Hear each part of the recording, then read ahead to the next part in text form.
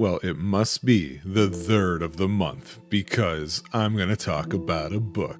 It's Shelf Life. Hey everybody, this month's book is Ramp Hollow, The Ordeal of Appalachia by Stephen Stull. At least that's how I think you say his last name. This author refers to himself as an environmental historian, and his writings seem to focus mostly on geography, ecology, and economy, all intertwined and with a good bit of politics thrown in his writings. This book is probably the most recently released book that I've done on here so far. This is from 2017, and on the same note, I actually want to say I think this is also the most recently read book. I literally just read this one. Let's see. This will come out in December of 2023. I'm recording it in October 2023. I think I read this in August of 2023. Usually there's a lot more time in between some of these. Some of these I haven't read in years, and when I go to cover them, I have to briefly look at some of the the table of contents and be like, yes, okay, this book did have this part in it. It is from this book that I remember it being. It's about 400 plus pages. This was a long read for certain. I don't want to... on the longer side. I've read longer, I feel like long really isn't long until it's beyond 500, but I mean, this is pretty close. So we're on that side of this. This book is weird. With the name Ramp Hollow and the Ordeal of Appalachia, I think there's a lot of people who may not entirely understand what this book is about. And in fact, when going to look for what kind of feedback did others have about this book, I ran into that a lot. If you don't see the subtitle at all, good luck knowing who or what Ramp Hollow is, unless if you are in fact from the area of Appalachia in which Ramp Hollow is existing or was in existence. This book means to tell the story of the long, far-reaching, wide-ranging Appalachian mountain regions on the eastern side of the United States for the most part. You're talking about multiple states here. You're talking about Kentucky, you're talking about Virginia, West Virginia, Ohio, Pennsylvania, and on and on. It goes beyond those. So it's a large geographic area that has been a part of American history since there was an America and even before then. And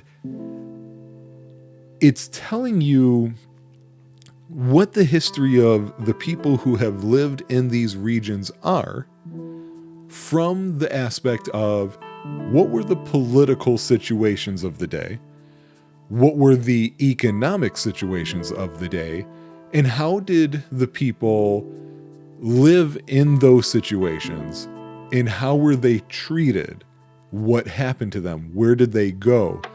This book is actually pretty sad, and I say that because the people of Appalachia, the people of Appalachia have essentially been forced out in the way that this book is telling the story, and that those who remain are dealing with some of the worst poverty in the United States. You can go to a lot of places and see poverty for sure.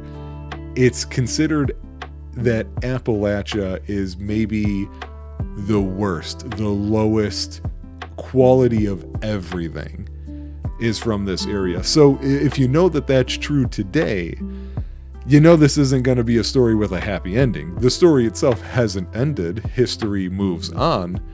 But just going into this, don't expect, to come away saying, man, I feel good, because you will not. I'm trying to think of some of the things that stuck out to me the most when I read this. I would say that there are really two parts of the book that I found Well, no, I'll say three parts. Three parts of the book that I found most interesting. First was this shift in the way that the people of Appalachia were treated from a more government-wide aspect, a government-wide angle. The people of Appalachia initially were considered an asset to the young United States. This was because the people of Appalachia had provided three positive qualities to what the leaders of the United States wanted for the country in the making.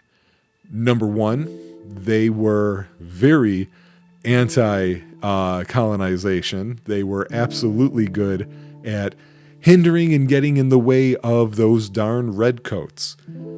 Those weren't the only people they were fighting, though. They were also pretty good at fighting Native Americans, because that's something that we're constantly doing in the United States, and it's still kind of going on in a much different way today. But the other thing they did too is it's a region that was rich with plant and animal life. So you had agriculture, you had hunting, trading that came with it. You had lumber, the early lumber industry, let alone any mining for ores, because we're talking about a mountainy area. This was all good things for a young Uncle Sam. But as time passes, these people who were seen as an asset start being seen as a problem. And the big overarching theme of this story is that these people were expert at subsisting themselves. They didn't need to rely on companies to exist. They had a network of trading, ironically, not too different from how we generally view Native American tribes, with each other for their skill set. They got their own food from step one to the dinner table. They made their own clothes. They didn't need stores. They didn't need massive operations. They didn't need industry. Industry could maybe provide better for them. It's just that they didn't need it and they didn't see the point in it. And so once the British Army was no longer a threat, and once that we had expanded even further so that Native American conflict wasn't an issue of the day, and once our economy had started moving on to this new type of manufacturing lifestyle, those same people who had the same way of life suddenly were seen as a roadblock, and they were seen as a problem. And this book starts talking about how they have been harassed overtly and covertly to get them to either, and again, this is where I point out the Native American link here, to either leave, get out of here, or in the alternative, to civilize themselves. Another fascinating part of this book was discussing the story of West Virginia compared with the documentation of the story of West Virginia. For people who don't know, West Virginia has a story about its founding being related to the Civil War. Civil War, you had one side that was trying to make sure slavery existed and couldn't be infringed in any way, shape, or form from any change that had already gone through, to the other side that's just saying, nope, you are a part of this union and you have to follow the rules of the union the same way that we all have up to this point. West Virginia tells its story is a separation from the state of Virginia because it was against slavery. So it's this proud, puff your chest out, take that heroic stance on the hilltop looking off into the sun and saying, I'm heroic. But it turns out that's not why West Virginia was actually created at all. It points out plenty of documentation showing that a lot of what's the word I'm looking for? A lot of business magnates and tycoons were getting really tired of having to deal with politics, or specifically politicians, especially those awful ones that wouldn't just bend to their will. They wanted a state of their own. They wanted a pit of resources that everybody who was a decision maker got their orders from them, the businesses, not from the people. It's pretty gross. Unfortunately, like I said, there's some documentation backing it up, and this book does actually refer to a lot of it, not all of it. And that's where West Virginia came from. It's why it's one of the cheapest places to live in the United States, is because they don't really care if people are living in West Virginia. They want people to maybe work in West Virginia, and how their life goes from there, it's not really important. What's our bottom line at? This book talks about that quite a bit. The last thing that really sticks out in my head is covering people who've been interviewed at various times in the course of what West Virginia especially has been and become. People who have left for one reason or another, returned and found a landscape that was damn near unidentifiable to them. Now, you and I, we've probably run into that, depending upon how old you are. There's probably some things you've gone to an old neighborhood and you've gone, wow, do you see that store wasn't there before? And oh, look at that house, that's new, that sort of thing. And when did this street get added? That would have been nice when I was around here. This is on a whole different scale.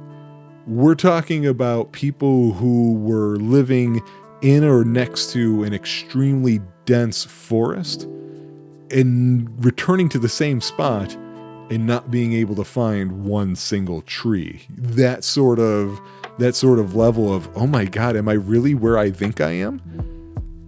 And it just really, those are the things that stuck out to me the most. There's a lot of information in this book. I mean, over 400 pages. It covers a lot of history. It takes it, I believe, mostly in a chronological fashion. I think there might have been some skipping around and jumping here for certain different topics that the author wanted to focus on.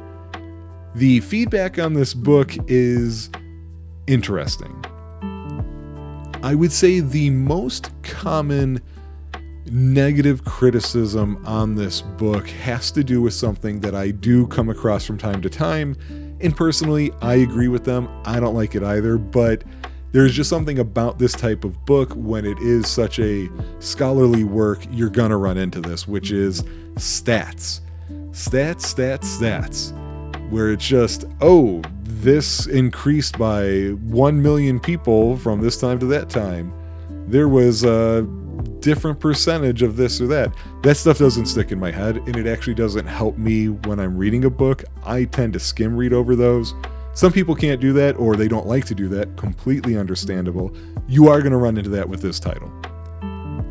But the other criticism is interesting.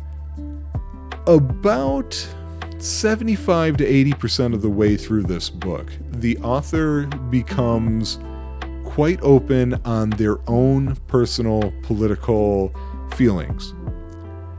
And as soon as that happens, that lizard part of our brains goes, oh, is that the side I'm on, or is it the evil side? And you will find plenty of reviews from people who do not find themselves on the same side as the author, who don't need to know anymore, other than the author is on a different side. This leads to me reading some reviews going, oh, interesting. If you're saying this, it meant you read the book, but you didn't understand the words you were reading. One of the common negative reviews from that particular group is that they keep saying that the author was glorifying people living in impoverished conditions, which was never his point at any time in this. In fact, one came right out and said, this author is anti-private property. But that wasn't the case. He was actually literally for personal private property. It was how property became how property was taken from the communal properties of a community and the private property of a community or individuals within that community and given as separate private property to a non-person entity, to a company, a corporation, or an operation. But, once people are thinking about something in the form of the politics of it, they're not going to necessarily be open-minded about what is actually being said. As for me, I guess I kind of lean towards where this author is. He had some ideas that I really liked. He also had some ideas I go, that's a nice thing to say. That's not going to work, though. There's no way. Not us people. See the previous episode about Ape in the Corner Office. We know exactly how that would work. So if you're somebody who you just can't get over it, I don't have an opposite bend book about this subject that I can offer as a counterpoint. I'll keep an eye out if I do come across one, because there are some books on my list that I bought specifically because they are on opposite sides, and the idea is to read them back to back and try and figure out what I can myself. At the moment, for this particular coverage, it's not going to work for you.